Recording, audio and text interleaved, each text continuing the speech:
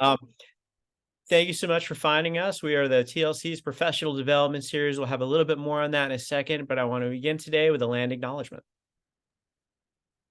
I'm going to share my screen, hopefully without issue, in just a second.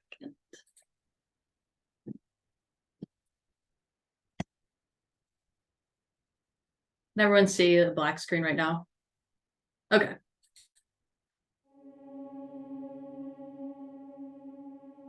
As the first land-grant institution established under the 1862 Morrill Act, we acknowledge that the state of Kansas is, historically, home to many native nations, including the Kaw, Osage, and Pawnee, among others. Furthermore, Kansas is the current home to 4 federally recognized native nations: the Prairie Band Potawatomi, the Kickapoo Tribe of Kansas, the Iowa Tribe of Kansas and Nebraska, and the Sac and Fox Nation, Missouri, in Kansas and Nebraska. Many native nations utilize the western plains of Kansas as their hunting grounds, and others, such as the Delaware, were moved through this region during Indian removal efforts to make way for white settlers. It's important to acknowledge this, since the land that serves as the foundation of this institution was, and still is, stolen land. We remember these truths because K-State's status as a land-grant institution is a story that exists within ongoing settler colonialism and rests on the dispossession of indigenous peoples and nations from their lands. These truths are often invisible to many. The recognition that K-State's history begins and continues through indigenous contexts is essential. Please remember these truths because we still remember.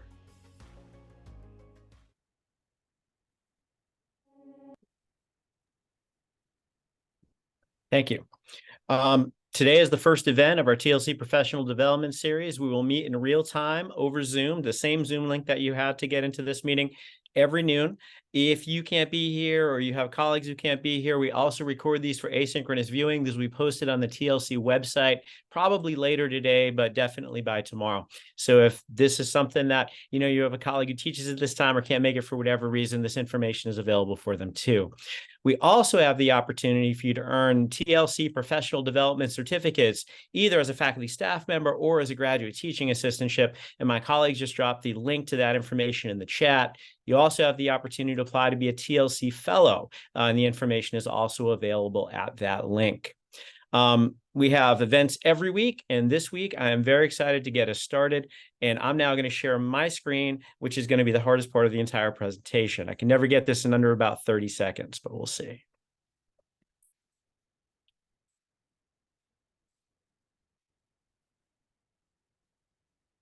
All right. Did it work, Ash? All right, excellent. So again, here's the information. So if you're watching at home, you'll say, what is that Zoom link? Well, this is the Zoom link to get into next time. And again, every Wednesday from noon to 1. Today, I'm going to be talking about sustainable excellence in teaching, because I think it's really important that we think not only about how to do good once, but how to replicate that excellence. So my objectives today, I'm going to talk about obstacles to sustaining excellent teaching. We're going to talk about how to achieve excellence in the teaching, how to get it that first time. We're also going to talk about how to do it in a way that is then going to be replicable from semester to semester. And we're kind of thinking about this, kind of a spoiler alert. I am going to be focused on your experience as the instructor, because if it doesn't work for you, it's not going to work for anyone. So we're going to want to make sure that it's something that you're going to be able to manage, going to be consistent with your philosophy. It's going to fit within your other roles and responsibilities. And then it's going to be something that you can pull off again and again and again to support the learning and the success of your students. Now, before I get too far, I do have to offer some disclaimers. I'm going to be sharing my perspectives and experiences. Now, I've been teaching for a few decades now. I've been doing these workshops for a really long time, but it is still my perspectives, my experience. I listen to my colleagues, I listen to my students, but you've got to understand that my perspective is unique. I have many privileges. For instance, we could list a lot of privileges I had, including that I'm white, I'm straight, I'm cisgendered, I'm a middle-aged man. These are things that in the United States right now give me privilege. So it's important to understand that something that I do, something I might be comfortable doing, might not work for you given who you are. So I do want you to kind of take my my information today as information to advise your choices. And while I believe those things, it may have to be something that either be adapted or discarded depending on what you do as you. I may have succeeded despite some of what I did. So you might hear me say something or make a recommendation. You just say, wow, how did you get away with that? That may be true. It may have been something that worked for me, but it really wasn't that thing that worked. And we'll kind of talk about that process of tweaks later on in this conversation. So disregard any recommendations that do not work for you. You don't need my permission, but I'm giving you my permission just in case. Anything that doesn't work for you, feel free to discard, and also use this as an inspiration to have conversations with other colleagues, maybe some of your students, about your teaching perspectives and your teaching practices, and use that information to complement my information to figure out what's going to work best for you. So first of all, I want to crowdsource some obstacles to achieving excellence in teaching. So I can't see everything at once. I'm going to try to be able to see the chat here as well. If I can't see the chat very quickly, then Ashley will help me out with that. But what are some of the things, drop in the chat, that make it hard to teach excellently?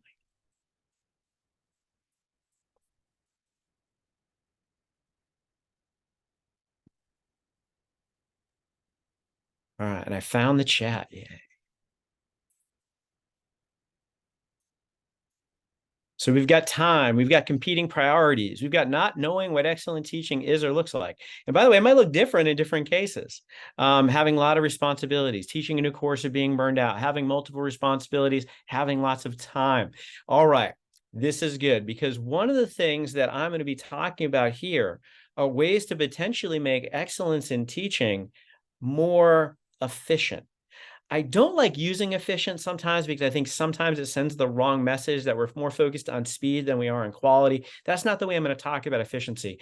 I'm going to be talking about how we can make things manageable and sustainable. And that's what I mean for efficient. We're going to achieve excellence and then we're going to keep it. But I want us to do so in a way that is efficient. Are there different things that affect our ability to sustain excellence in teaching? And if there's anything you can think of, drop that in the chat now too, please. So differences, different obstacles to sustaining that excellence in teaching.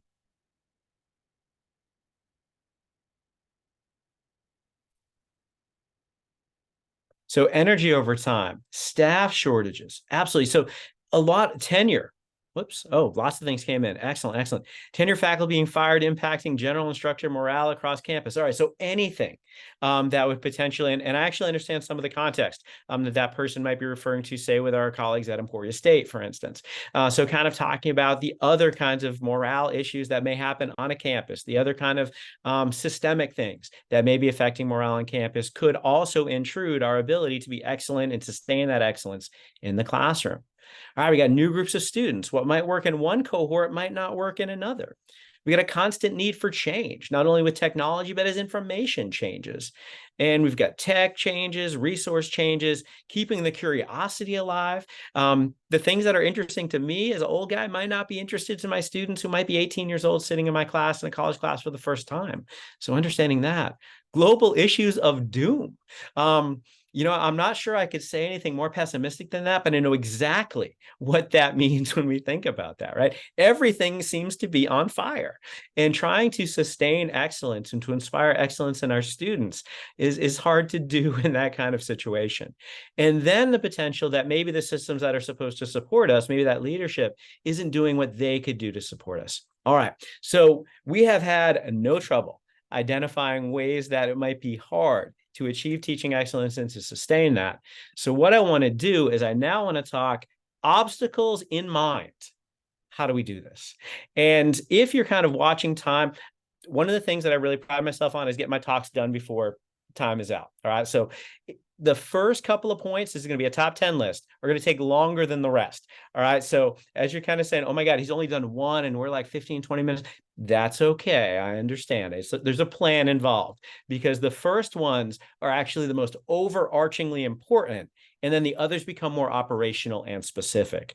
And one of the things that's also important when I try to structure my talks and my workshops, I want you to have practical takeaways. I want you to have things that you can do now to make yourself more likely to achieve and then sustain excellence in your teaching. I do want to make one other point. I don't talk about teaching effectiveness. And anyone want to guess why I don't talk about teaching effectiveness?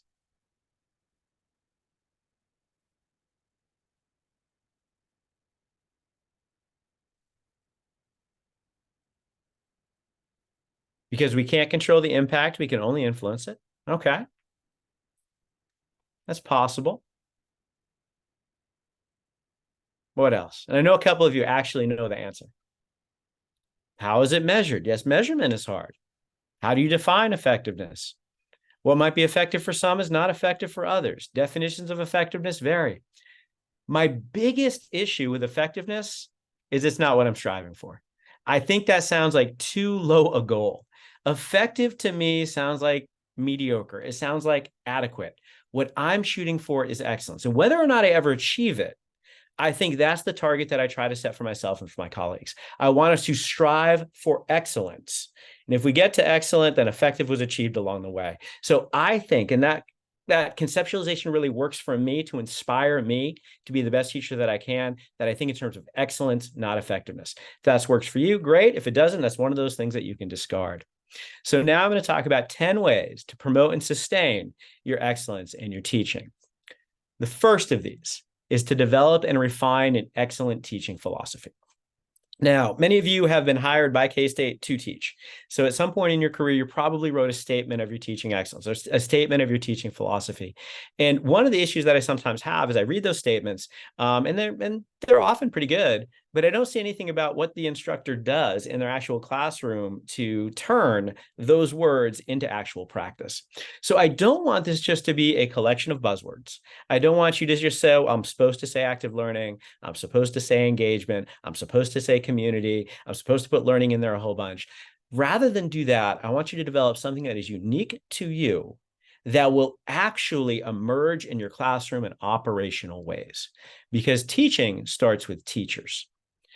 Our teaching personas and our teaching philosophies provide the foundation for teaching and learning. This is going to be the start. And rather than this happen accidentally along the way, this is something I would like to be proactive and intentional for each of us to shape what we do. Because once we have decided what our teaching philosophy is going to be, it's going to dictate our teaching practices. So once we've decided that our teaching philosophy is going to use active learning, for instance, then I'm going to use that to decide how active learning is going to be infused throughout my class. If you decide something like intrinsic motivation is central to your teaching philosophy, then you're going to decide how intrinsic motivation is going to be inspired in your students through your assignments, through your assessments, through your management of content. So these are the things that I want us to do. I want us to think first about who we are as teachers, and then to teach consistently with who we are. These personas and philosophies are going to be intentional, I think. So it's not going to be something that happens accidentally. It's not going to be something that just, sort of comes out sometimes. It's something that I want us to think about and create. I think it should have purpose, and we should allow it to be dynamic. And what I mean by that is the person that I am, my teaching persona in one class, my teaching philosophy in one class might differ for a different class. So if I'm teaching a first-year experience class like a CAT community, I'm teaching a CAT community called the Psychology of Prejudice. All 20 of my students are first-year, first-time college students. I might be different than an upper-level graduate seminar in those two classes in terms of my persona and my philosophy. So I want us to allow us to accentuate different aspects of that persona or philosophy differently as the classes require them to. So if I'm teaching a lower level class versus a higher level class, a class for lots of people versus a class only for majors, I want us to think about how that philosophy will intentionally change to support the learning of their students in those different contexts. Now, you might be wondering, he's used the word teaching persona, he's used the word teaching philosophy. What does that mean? A teaching persona is how you decide to present yourself to your students. So it's the size of your personality, for instance, that you're going to make more salient. It's the way that you're going to manage the interactions with your students in that class. So it's who they see. and you're going to manage who they see and who they know in your class. I am not saying to be inauthentic. And this is a point that I'll make probably a couple of times throughout this talk. You may accentuate different aspects of who you are, but you are still you and you're still authentically you. I do not think we should be mocking or role-playing any of our teaching. Our teaching philosophy, quite simply, is how we personally conceptualize the process of teaching and learning. So it's how you think it happens, how you think it works, and then when you've decided those two things, you build your class accordingly. So I have a question, and if you have questions, drop them in the chat, and I'll keep track of them as we go. Ashley, if I miss one, if you let me know, that'll be fantastic. So the question, how much do you think that the persona philosophy changes from class to class versus what the core of a persona or a philosophy is? Or is it possible to say the philosophy is consistent, but the persona varies and adapts? I think there's going to be some things that are essential to you. So it being you teaching those various classes, there are going to be some essential commonalities. And I think about it like in terms of what is accentuated class to class. So I agree more, it's what is shown more than something completely different. I do think there's an essential similarity from class to class, cohort to cohort, it being you. Now, earlier on in your career or earlier on in your teaching, if you haven't developed a consistency to that, it might actually be change. But I think for someone who has come a little bit more in terms of a concrete development of their teaching philosophy, there is going to be some similarity that gets accentuated differently across classes. And if that does not make sense, hit me with a follow-up question. So I want to ask you now, what single word would you want your students to use to describe you in class? And I put in class in parentheses here because teaching does not only happen in classrooms. Teaching happens in mentoring environments, teaching happens virtually, teaching happens in supervision. So I'm interested in how that happens in class, in that teaching context, however it may manifest. And I want you to type that in the chat, but wait till I say go, and then they'll all waterfall in together. This is a technique I use in my online teaching called Waterfall Chats. I picked this up from my colleague in English, Tracy Brimhall. Tracy is awesome people. She's actually the poet laureate for the state of Kansas this year. She's a fantastic person. I picked it up from her, but we're going to do the Waterfall Chat. So type that one word you want your students to use to describe you in class, and then we're going to hit enter in just a second. All right, let's hit enter. All right, excellent. These are popping in nicely. And see, automatically, lots of responses from students. So you're not sitting there in that awkward silence. They all come in. And now we're going to do kind of a little review of the answers. So we got helpful, supportive, empathetic, open, supportive, engaging or passionate, caring, relatable, empowering. Love that word. Passionate, caring, empathetic, caring, challenging, compassionate, inspiring, enthusiastic, passionate, excited, inspiring, interested, engaging. All right. We're seeing some clear themes emerging from this. And I'm not seeing brilliant. I'm not seeing puts lots on PowerPoint, right? I'm seeing things that are supporting your students' teaching and learning. And these are going to provide really good starting points for developing that teaching persona and that teaching philosophy. And for any of you who've seen me present or speak before, you're going to know this is going to fit in nicely with the stuff that I'm going to share with you. So some starting points for your teaching philosophy. I want you to be the teacher you want to learn with. I am often have consultation meetings with colleagues, and they'll say, class isn't going well. And they'll tell me how they set up their class. They'll tell me how they deliver information. And one of the chief sins that I see is fire hosing students with content, right? So they put up these really text-heavy PowerPoint slides. They read them through as fast as they can. They click through as fast as they can. The students are completely overwhelmed with the information. They can't critically evaluate it, and the students don't enjoy that experience. And I'll say, well, you're doing that. Would you want to learn from a teacher who does that? And it's interesting because what they do is they then deflect the question. They say, well, I have a lot of content to cover. It's like, but you didn't answer my question. Would you like to learn from a teacher who does it? Well, my syllabus says I have to stay on this pace. Like, again, would you want to learn from that teacher? So one of the things that I want us to do is to consider our students' perspectives and think about, given your content, given your discipline, given the level of your course, given its goals, how would you best learn in that environment? All the stuff that you would like to learn. Use that as a starting point, because the entire goal of this enterprise is to promote student learning and success. If your teaching philosophy is not founded in supporting your students' learning and success, then you really maybe want to think about whether or not you want to teach. This is the job, and the job is good. We are in the business of supporting our students' learning and success. If our delivery of content, our assessment of their learning, and all of that does not allow for that, we have to do some thinking, because our job is to teach people, not just content. Here's one of the many times that you'll hear over the course of the year, where I'll quote one of my teaching heroes, Greg Eislein, who's also in the Department of English. He said that good teachers teach content and great teachers teach people. We want to make sure that we understand teaching and learning go together. Us putting out content into the ether is not teaching, unless it is learned by the audience we hope that is going to be demonstrating that learning back to us. So we want to make sure that we understand teaching is communication. There needs to be a receiver of that communication.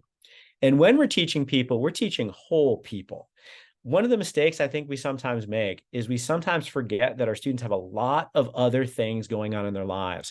Our class should be a priority for them. I want it to be a priority for my students, but it's not the only thing. It's not the only personal professional challenge that they're taking on that semester. It's not the only thing in their lives. So understanding that, and then understanding we're teaching whole people, and we're teaching every one of them, whoever they are, whatever their background is, whatever their demographics are, whatever their identities are. We want them to feel welcomed and supported in our classes. Every single student in every single class should be supported towards success. Now, we're not going to succeed for them, but we are going to support their pursuit of success and learning in our class. And our practices, the things we do, should be actually inspired by this. So if these are things we believe, they have to come out in our class. They have to come out on that first day. We all had, or many of us had, first days of class this week. Hopefully, if you believe in things like inclusivity and supporting your students, hopefully your students would know that after they had that first class meeting with you. That should have been something that inspired those interactions, the development of your syllabi, the development of your point structure, etc. Now, one of the reasons that we have events like this, one of the reasons that we have courses like the Principles of College Teaching, a course that I teach, Noah Rankin is my TA, is because I wasn't taught to be a college teacher. They assumed that because I had a terminal degree in my field, that they could put me in front of a class and that would work out. Unfortunately, knowledge of a discipline and teaching skills are complementary but not overlapping skill sets. So one of the things that I had to do early on is try to figure this endeavor out. And I'm going to use some of what I've figured out to help anyone that I can, hopefully some of you today. But what I did is I look back, and this is one of my favorite slides. I show this slide a lot because these are the favorite teachers from my educational history. I have teachers on here from 5th grade. I have teachers in here from high school. I have teachers in here from college or from graduate school. These are the people that motivated and inspired me as a student. And I looked back and said, why was I motivated to learn with them? Why was I inspired to come to their class? And I finally had two things in mind, or two things in common, I should say. First, they loved teaching. It was palpable that they loved teaching. They never walked into class and said, I hate being here today. This is going to be boring. It's going to suck. Hopefully we'll get done. Never did that. They came in and they just grabbed my attention and said, today I'm thinking about, Miss Barry, one of my high school teachers. Today we're going to talk about Moby Dick. And this is a great book. And I can't wait to tell you that the whale is not actually just a whale, kind of thing. Be like, oh, well, that sounds exciting. Let's do that. And every single one of them came in and they were excited to teach their content to us as students. Second thing that they did is every single one of the people that you see on here, and this chokes me up a little bit because some of these people are no longer with us. Every single one of them told me that they believed in me. Every single one of them told me, you can do this. And when the imposter phenomenon, right, that inkling that maybe we're not good enough, maybe we're not adequate, maybe someone's going to kick us out of our role. When you're coming in with some of those self-doubts, and then you have people you look up to, admire, and respect tell you, nah, you can do this. I believe in you. That is amazing. So one of the things that I tried to do as a teacher is to pay forward what these instructors did for me. Now, this is kind of my personal anecdotal experience, but I figured, what do students think about this? So we asked some students, what do you want in your teachers? And this is a word cloud. The way word clouds work, if you haven't seen them before, bigger words are more frequently represented in the answers that your respondents give. So what are the most common words that are showing up in this word cloud when students are asked what they want in their college teachers?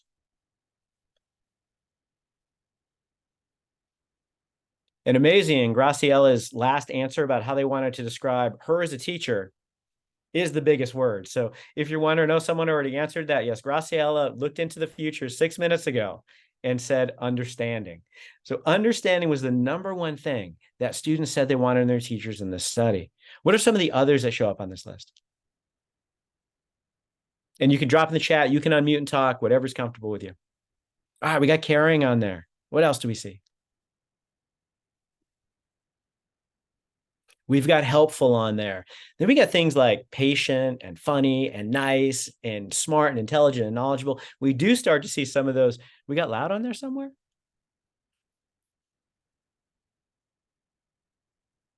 You know, I'm not finding it, but someone put it in all caps, so that's awesome. So we will find there's some more idiosyncratic things that they want. Now, I wonder if that person's responding to a teacher who maybe spoke too softly or didn't use the microphone in their class. That might be what's happening. So Graciela, maybe you'll predict the lottery numbers next. But interestingly, students they put intelligent and smart. They want us to know what we're talking about. Someone put strict. That's interesting. They want us to know what we're talking about, but it's not the first thing that they want. We then asked a different set of students, describe your favorite and your least favorite college teacher. And you can see on the left in purple and on the right in black, we have different ones. So the left in purple, we have the favorite college teacher. The right in black, we have the least favorite college teacher. And what is the one that wins far and away for their most favorite college teacher?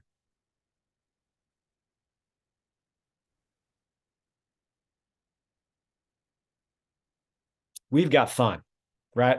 Got fun showing up there. And then we see things like funny, energetic, interesting. And then we do see knowledgeable, intelligent, and smart. They do want us to know our stuff, but they're looking for an experience, not just information. They're looking for an experience. And the least thing they want is boring and rude, right? And rude is behind boring, but those are bad things. Now, as Melissa said, fun is incredibly subjective. I agree with that. So I'm not necessarily shooting for a fun experience, but I'm shooting for a positive experience. And I think a positive experience might be a little bit more common than fun.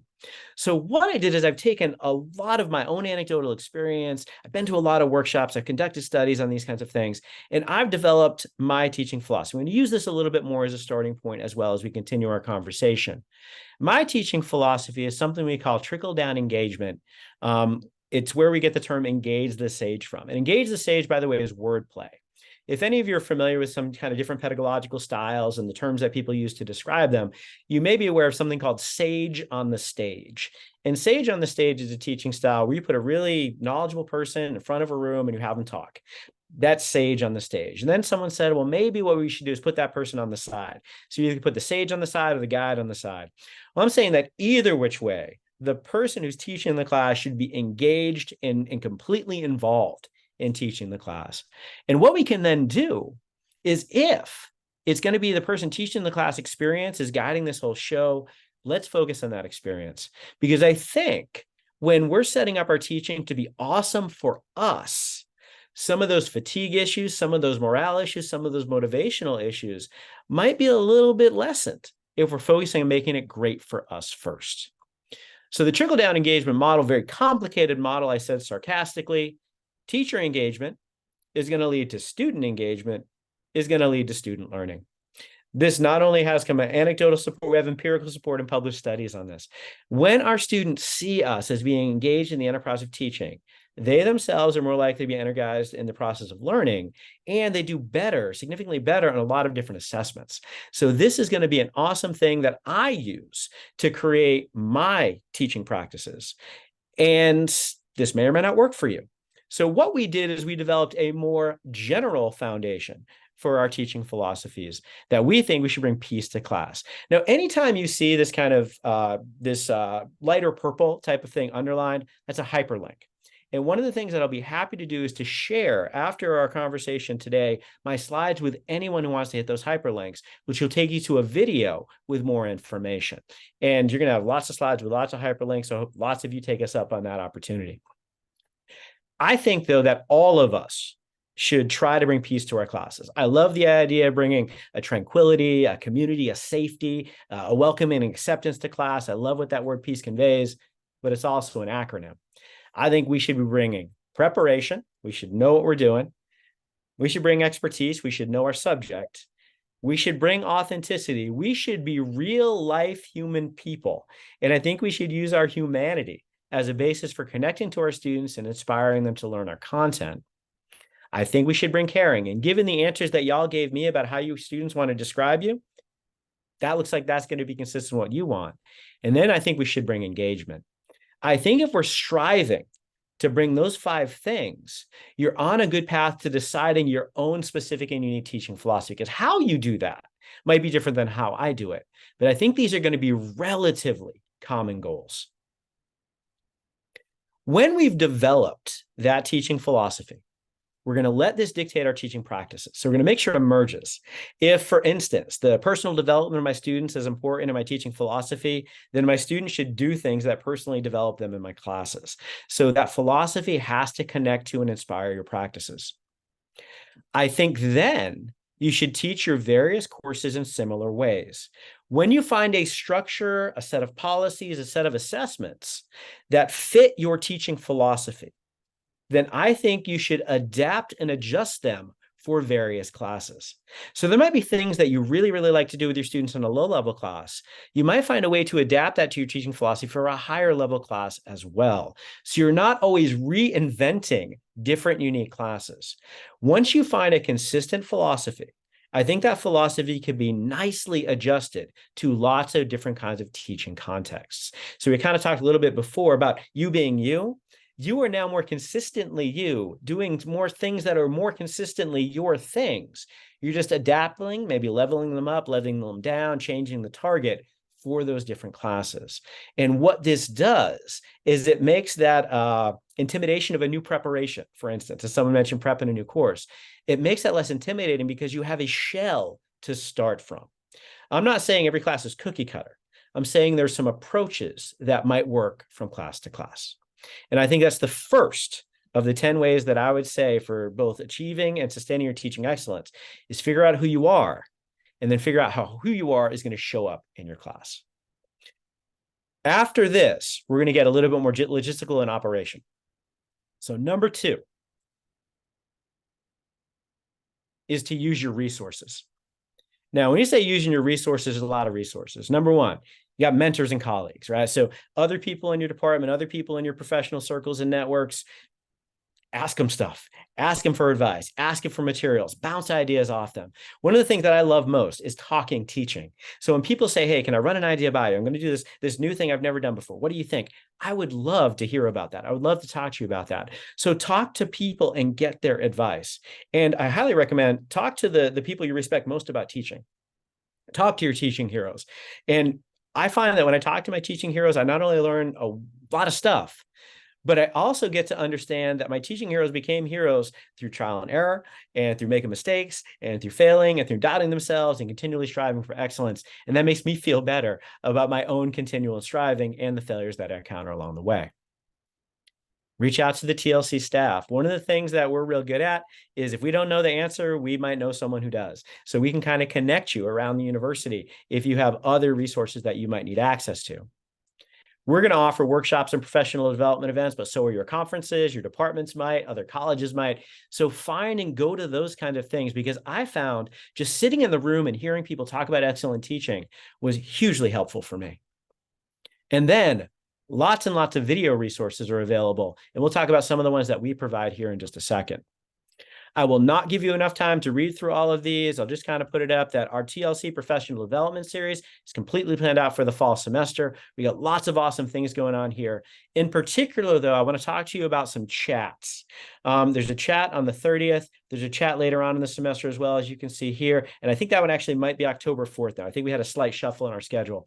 But on those chats, previously, they were just completely freeform chats. Now we're going to allow for some freeform chat, but we're also going to have a topic where we can kind of crowdsource some things. So we're going to talk about how to choose course materials and some of the factors that might play into that and some of the advice that people might have. Later in the semester, we're going to have sharing lots of active learning techniques, lots of ways that people get them to do things in their class with their content. Second half of the semester, we see a lot of stuff on there. I'll point out that first one. We've got a Chat GPT week here on campus because this is concerning. The AI generation stuff is concerning. Clarissa Steele, who I think is part of our call this today, will be presenting that week, but there'll also be a number of other events across campus. So come to these, use these as resources. Hopefully we can help you. I also want to point you to what we call our Engage the Stage YouTube channel. On this channel, we have lots of videos on teaching philosophy and practices. We have over 100 videos to this point on many teaching topics. Teaching is in quotes because we are pretty holistic for what we're kind of doing. Someone asked, are we looking for topic ideas for the spring for the PD series? We almost have our spring kind of set up as well. So if you have an idea, get it to us quick. I think we do have a couple of open dates, but we're well on the way to having that planned out as well. We have lots of different kinds of things that are set up, and our videos are short, usually about 10 minutes or less. And if you're wondering kind of what they are, again, I'm not going through all these. We've just kind of created a couple clumps in case you were checking out the hyperlinks of this presentation later. Again, ask for the presentation later. We'll shoot you lots of links to click. We've got just-in-time videos that kind of relate to different parts of the semester, the beginning, the middle, the end, for instance. We've got videos about active learning. We've got videos about how to give presentations, not just for you, but by your students, even things like how to use PowerPoint, things not to do in starting your classes, stuff like that. We have videos about different assignment ideas that you might be able to adapt in your class that we found a lot of success with in our classes. We have videos about demonstrating your teaching excellence. So if you're applying for a teaching job or a teaching award, these are some ways that we can potentially do that. One of our videos even called Top 10 Ways to Get Teaching Jobs and Awards. So very, very specific ways that based on a lot of my experience, both being a contender for awards and also being on award selection committees and kind of thinking about the things that really play well to demonstrate your authentically good teaching that you might not think to do. We have some broader professional development, things about writing, administration, applying these concepts to your labs, building CVs, interviewing, things along those lines. We have some time saver videos.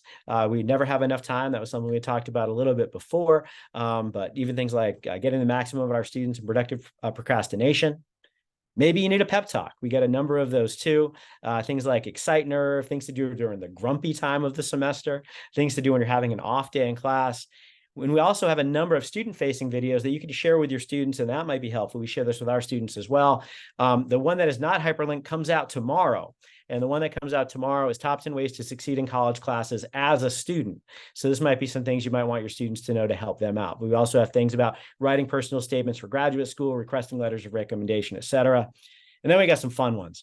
So you can check these out at your leisure at some point. I'll point out, we actually even have a Hamilton parody song that thankfully Tiffany Lawless did most of the singing, but I was in there a little bit too. So number 2 is use your resources. Number 3 is streamline your structure and your content. So now we're getting really operational.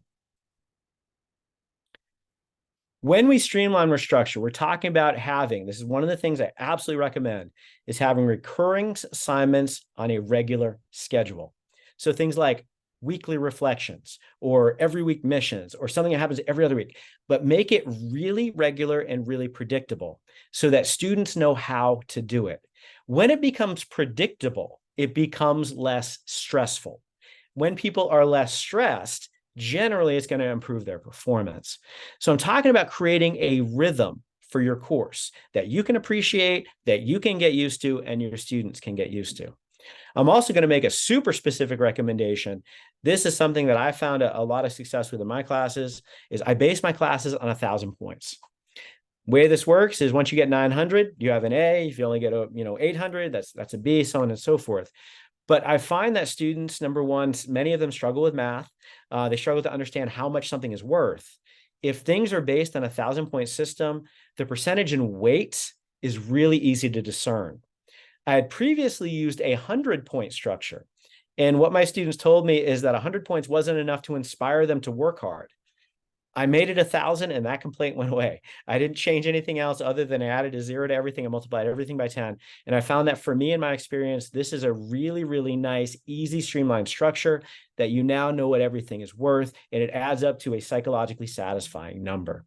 So these are things that I would recommend for streamlining your structure and making it easier on you. I also recommend streamlining your content. You cannot teach everything. We try to, but you cannot teach everything. So in deciding what to teach, I think you should teach what is important and necessary. So what is connected to the student learning outcomes of that class? What are the necessary skills that your students have to learn? What do they have to do in terms of the place in the curriculum, your class being a prerequisite for others? What do they have to bring forth from that class? That has to show up in there. But then what is going to be relevant and interesting to you and your students? If the content that you're teaching doesn't fit into either of those categories, I would suggest trimming it from your class. Because if it's not important and it's not interesting, probably doesn't need to be in that class. So streamlining your content is going to be important. And now your course might breathe a little. You might have a little bit more flexibility, maybe a little less pressure on you and your students to teach less better. Teach less better is a term I picked up from the Wakanzi teaching conference a long time ago. It does not mean teach less well. It means teach less content, but do so better and more deeply. This, I think, is going to make our students more successful at learning broadly. Now, if you've done that, I'm going to say next, let's focus and spread out those assessments. So assessments are how our students demonstrate their learning, right? So it's how we make sure students are learning the stuff in our classes that we want them to learn. When you focus your assessments, I wanted you to think about, what do you need to assess? What skills, what knowledge, what content, what theories, what practices do your students have to learn to successfully complete your class? And then assess those things.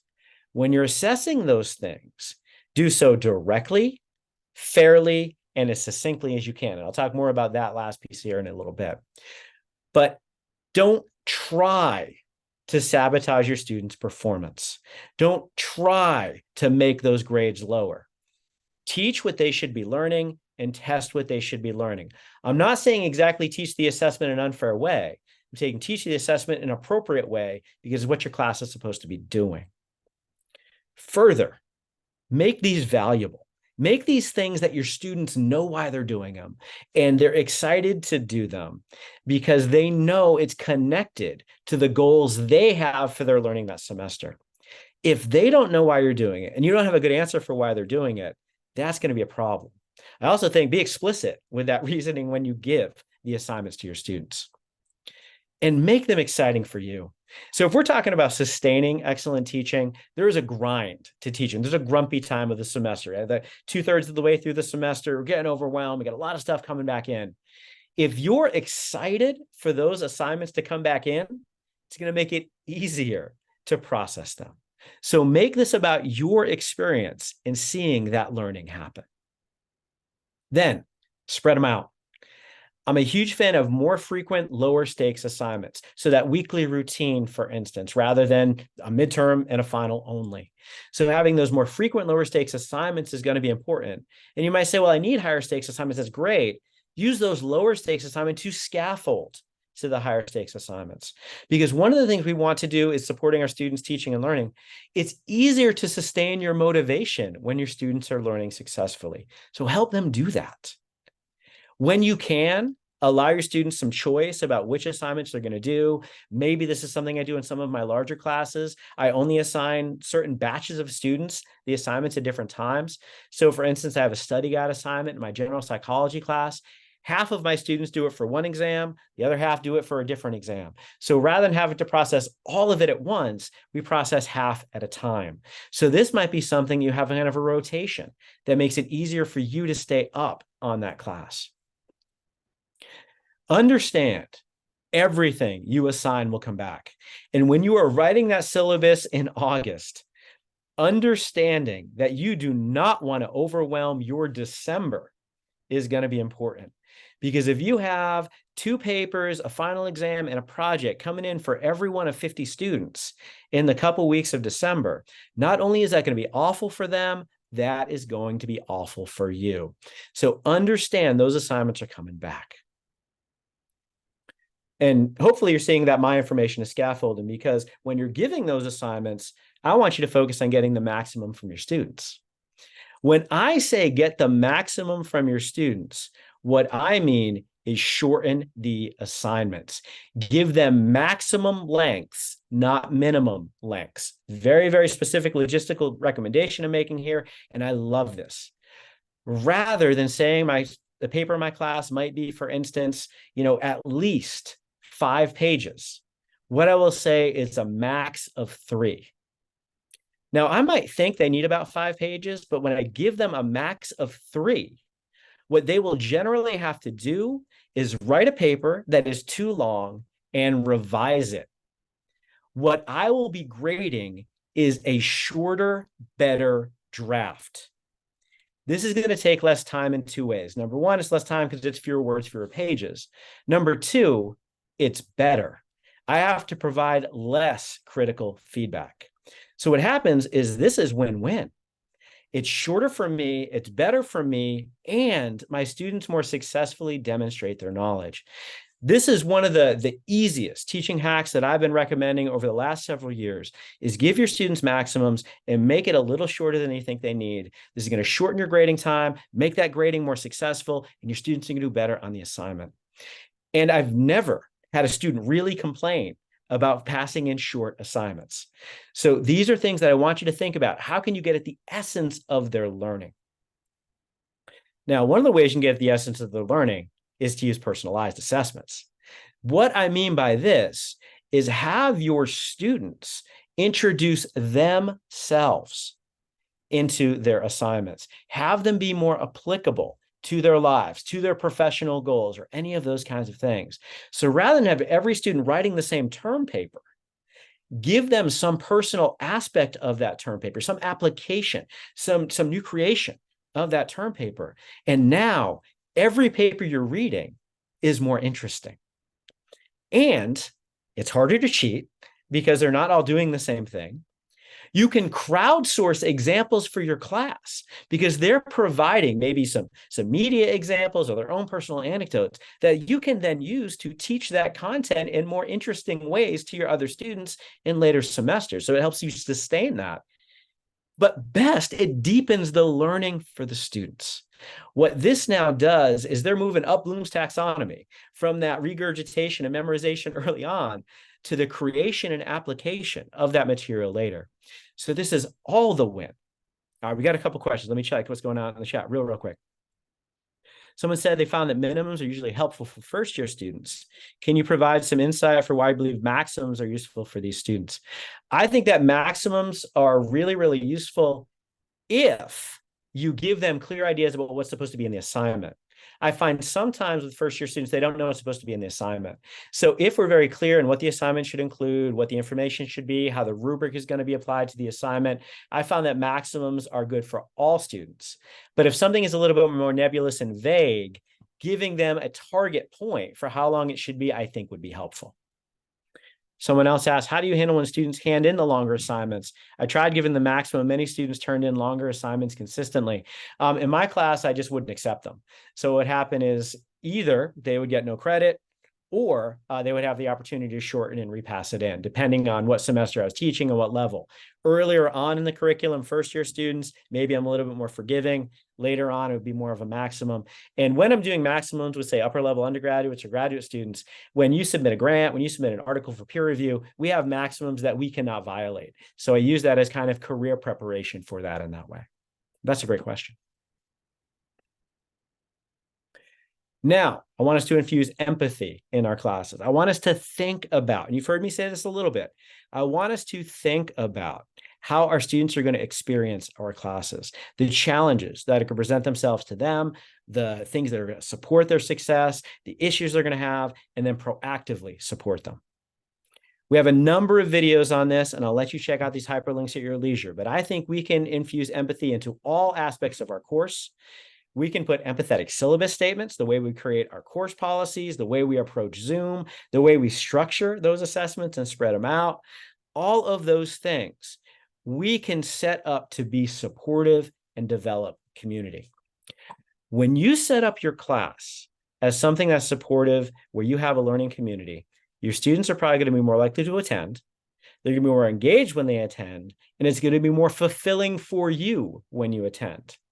I think of my classes as the oasis. It's the place that I go to get away from all the other personal and professive responsibilities and challenges that I have. When I feel that the classroom is my oasis, I go to class earlier. It's easier for me to sustain my motivation to strive toward teaching excellence when I want to go to class. When you infuse empathy into your classes, I think you will do that. Now, you're going to get student feedback, right? You're going to do here, we use TVALs, right? That student perception of our teaching that we do at the end of the semesters. You're going to get student feedback. And I want you to use this as informative. But I do not want you to overreact to student feedback. What sometimes happens, I know this happened earlier in my career, I would get 200 responses on a TVAL, and one student would say, hey, you need to do this thing differently. And I would say, oh my God, I need to do this thing differently. What I would rather do, rather than making that change based on one student's feedback, is let the feedback inform, but not dictate your course decisions. Consider the feedback. Think about whether that feedback fits with that teaching philosophy, going all the way back to that first recommendation that I made. Would that change be consistent with your teaching philosophy? If it is, think about it. If not, maybe don't make that change, because you are not obligated to make every suggested change. And I don't think you should be chasing TVALs. What you should do is strive toward teaching excellence, and the TVALs are a little bit out of our hands. Someone is asking, can I share the slides? Yes. Anyone who shoots us an email after this, I will send you all the slides. And again, hit all the hyperlinks, lots of awesome information. I got 2 more ways that we can kind of promote the sustaining of our teaching excellence. Rather than seeing those student feedback and saying I'm doing everything differently, I think we should tweak our classes the next time. Make small, subtle adjustments. Don't overhaul. I've seen a lot of junior colleagues, in particular, first times teaching, they radically change their classes semester to semester, trying to find the formula that works. Interestingly, my research colleagues know not to do that. That's not good programmatic research design. You can't change all the variables in a study and then know what created the change.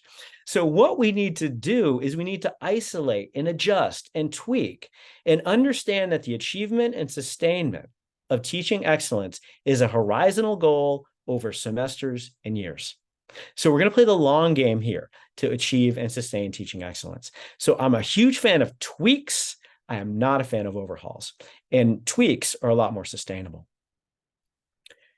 And then my last recommendation is focus on maximizing your experience, yours, not just your students, but yours. I think the key to achieving and sustaining teaching excellence is making the experience positive and fulfilling for you. When you make this about being the best you that you can be as a teacher, this is a lot easier to be motivated to do. We strive to do it with much more energy and gusto. We're much more engaged in that process, and we see more fulfillment when it goes well. So put yourself first, and then your students are going to appreciate that experience, and it's going to show up in their engagement and their learning. So in conclusion, to achieve and sustain teaching excellence, you're going to create an excellent teaching philosophy. You're going to use that excellent teaching philosophy to inspire your practices. You're going to use your resources. We provided a bunch, and also the operational suggestions that I provided throughout this talk. And then you're going to enjoy this process. And if no one else has told you this, I told you I really appreciated when people believed in me. You got this. You are here for a reason, you are teaching for a reason, and you can do so excellently. So what I want to ask before we conclude and open it up generally for questions is I want to know, what is one concrete takeaway that you're going to use from our conversation to help you achieve and sustain your own teaching excellence? And you can drop that in the chat whenever you're ready. And what I'm going to do is I'm going to put up one more time my email address up here. Anyone who wants slides, shoot at me an email. I will share them all with you. Hit the hyperlinks. It's going to be awesome. And what I'm going to do is I'm going to stop my screen share, and I'll be able to address any questions that people have. Well, I'll be able to try to address any questions that people may have. All right. And I'm seeing lots of stuff coming in, seeing really cool things, shortening those assignments, getting that maximum, spreading them out. Awesome. Reevaluating, impact, and tweaking, all of those kinds of things. All right. So what questions can I address or talk to more? I realize this was kind of in some ways an information dump and you have a lot more information to do this, but I'm seeing this as a start to all of the professional development we're going to do over this entire academic year. So what questions do y'all have?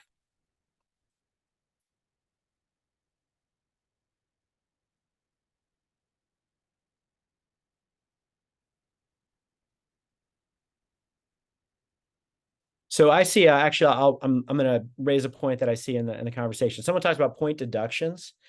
I actually don't have point deductions in my class. One of the things that I do, and this is important for how my teaching philosophy informs my practices, and if this works for you, great. If it doesn't, that's fine too. But I'm just using it as an example of that connection of philosophy to practice, is I focus on something I call choice to learn, which is focused on intrinsic motivation.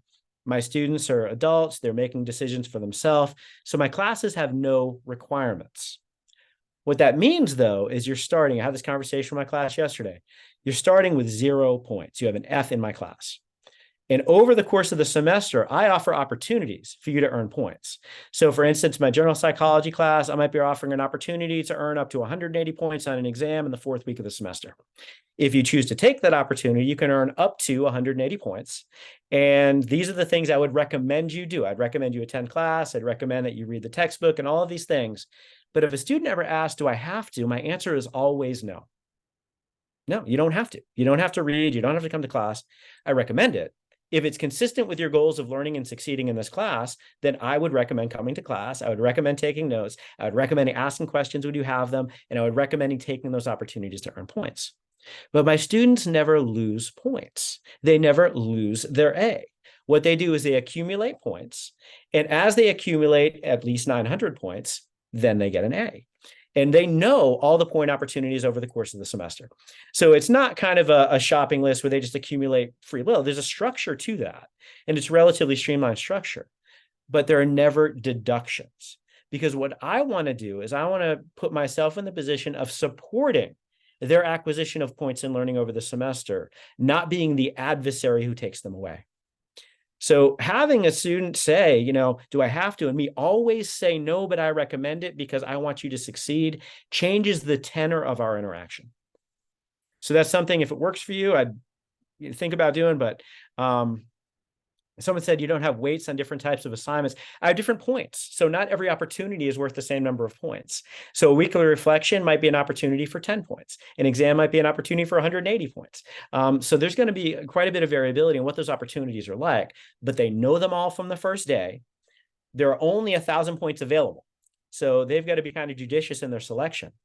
But the emphasis is on their intrinsic motivation to decide what they want to do. And I'll tell them too, if you don't do an assignment, I'm not going to hunt you down because I'm going to make the assumption that you decided not to. You made a choice, but you do that for you, not for me. So someone said, starting from zeros, do not have students who get very anxious about the grade from the beginning. I teach some student groups that have tendencies to worry about grades. I feel like this is really clash with that. I don't think my students, and a couple of the people in here are my TAs, so maybe they would have a different vantage point. I don't think my students are set up by that because a large part of my first day of class is my expression that my role and my desire is to support their learning and success. It is realistic for them to succeed in my class, and I will help them toward that. It's just that there are opportunities along the way we're going to shepherd toward together. So I don't know that my students have expressed anxiety about that, but I'm looking at Ashley and Noah to see if I'm maybe reading that wrong. All right, they're both shaking their head. So I do think, it's not a single thing, that I think makes the change. It's the single thing within the context of your teaching philosophy that is going to guide your class. Yes, as Tarek said, all carrots, no sticks. Someone said, as a former high achieving student is worried about grades, there's more anxiety in the idea of losing your high grade than catching all the points like Pokemon. I would agree with that. Someone said, I agree they do ultimately have the choice to do or not do anything. However, let's see. So when I provide feedback, they have a choice not to take in the feedback. Absolutely. And one of the things I teach my students, right, is choices have consequences. So if you choose not to take that opportunity, then you forfeit that opportunity. So it's getting students, I think, to realize you're autonomous. You're empowered to pursue your education. I would like you to take ownership of that. Don't do it for me. Do it for you. And with that, we are at time. If anyone would like to stay around for a couple more minutes and talk more, I'll stick around. But I want to thank you so much for finding us at our TLC Professional Development Series. We have a post-event survey that we've dropped in the chat. We'd love you to complete, and we'd love you to come back to all of our events over the course of the semester. Again, I'll remind you, if you want the slides, shoot me an email. I'll be happy to share them with you. And it was so fun talking with you this morning, and I hope some of what I said was helpful. So thank you so much.